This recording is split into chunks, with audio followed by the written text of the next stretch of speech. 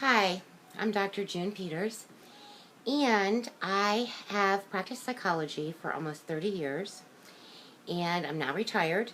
I have a PhD, and I'm going to share with you everything that I learned in those almost 30 years of studying and practicing.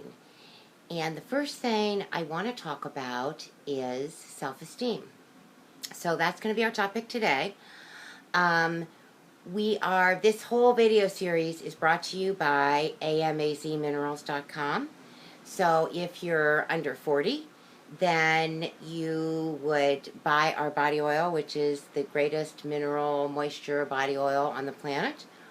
Or if you're over 40, you would want our anti-wrinkle face cream. If you have fair skin, you might want to start at 30. Anyway, it's the best thing you can buy for your skin. And that's who we are. But I'm going to talk about self-esteem today because self-esteem is the most important thing in your life, even though you don't know it and you've probably never really thought about it. And what does it sound like? It sounds like some nebulous, abstract idea, but it's not. It's like the peel of an orange. The orange has its peel to protect it. And the orange needs that peel. Or, what does it do? It rots, it falls apart, you can tear it apart easily, you drop it, it falls apart. If it has its peel, it's strong. It's preserved. It's protected. And so what is self-esteem? This thing that is sitting right inside you, defining your life. Self-esteem is, what do I want to say? I want to say it's the way you think about yourself. It's how you love yourself. It's how you perceive yourself. But it's kind of also more than that. And I'm going to give you a really concrete example. So you can tell if you have high or low self-esteem by thinking about what happens when things go wrong. Your lover, your partner leaves you, your kids act out, they don't do what they're supposed to do, you gain 15 pounds, all of a sudden you're facing bankruptcy. Any illness, any negative thing in life, the way you deal with that is going to be determined by your self-esteem. Because self-esteem is the foundation of your personality. And where do we get it? We get it from our parents early in life. And what is it composed of? It's composed of unconditional love. And if you experience that early in life, that unconditional love that says, I love you because you're my daughter or my son, you don't have to do anything, you don't have to be anything, I love you because you're you. You might irritate me, but I still love you. If you have that, then you grow it. You grow it inside. And as it grows, you have that cushion in life. And so you become a resilient person. So I'm going to give you two examples here. So let's use a young woman as an example. And she falls in love with this guy. And he's a jerk. He treats her terribly. You know, he seemed attractive at first. He was nice at first. Everybody's nice at first. But ultimately, he turns out to be a jerk. Okay. This is important right here. If her self-esteem is good, she's going to get up and walk away. She's going to cry. She's going to grieve. She's going to be upset, but she's going to get up and walk away. And she's going to walk away because she loves herself. She's going to walk away because even though he doesn't treat her well, she is conditioned to treat herself well. Okay, so let's take that same young woman now. Her self-esteem is very bad. And because her self-esteem is bad, she's trying to get it from the external world. She's trying to bring it in. And she falls in love with our Mr. Jerk here. And he starts treating her badly.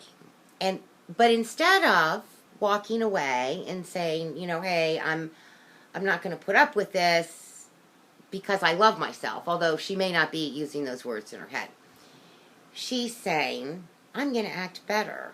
I'm going to try to pull him in. I'm going to try to change him. I'm going to try to make him love me. I'm going to try to be what he wants. Okay, so now our young woman here, she's on the road to misery. And you can see that. Because she's fallen in love with this guy with various problems that make him act like a jerk. Okay.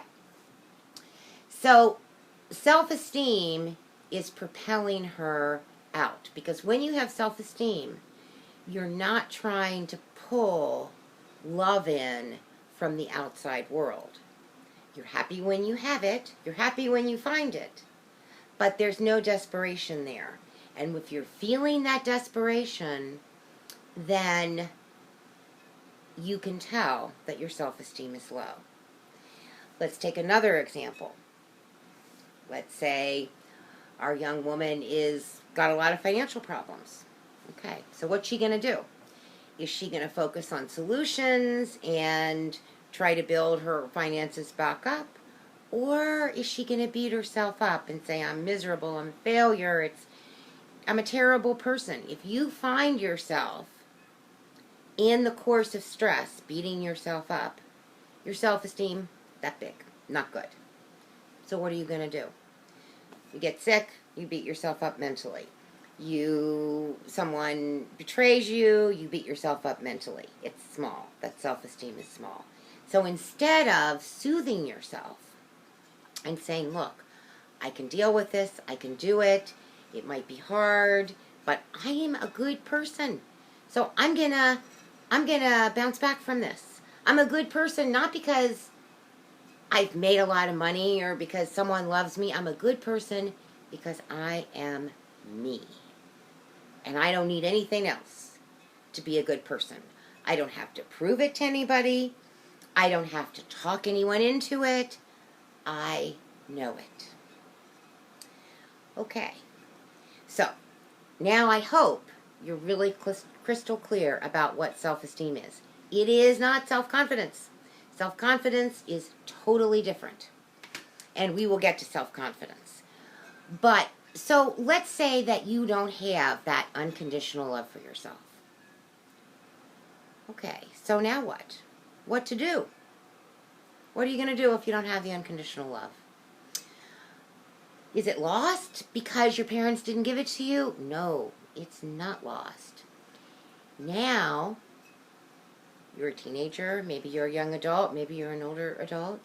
Now, you can go to therapy. That helps if you find the right therapist. But also, you can reparent yourself. You can learn to soothe yourself. So when your best friend betrays you, you don't say, well, he did that because I'm such an idiot, or I'm an idiot for even having him as a best friend. You say to yourself, okay, I hear those feelings from my little child, low self-esteem self, but that's not really what's going on here. What's going on here is I made a mistake, and I'm just going to correct it, and I'm still going to love myself no matter what.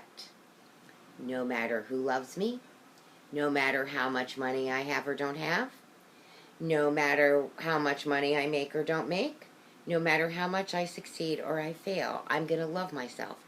You are making that commitment to yourself that your parents maybe didn't know how to make or couldn't make or for whatever reason didn't make, but you are making it to yourself that I am an important person.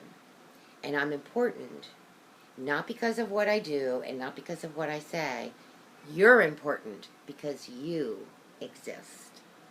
And that is self-esteem.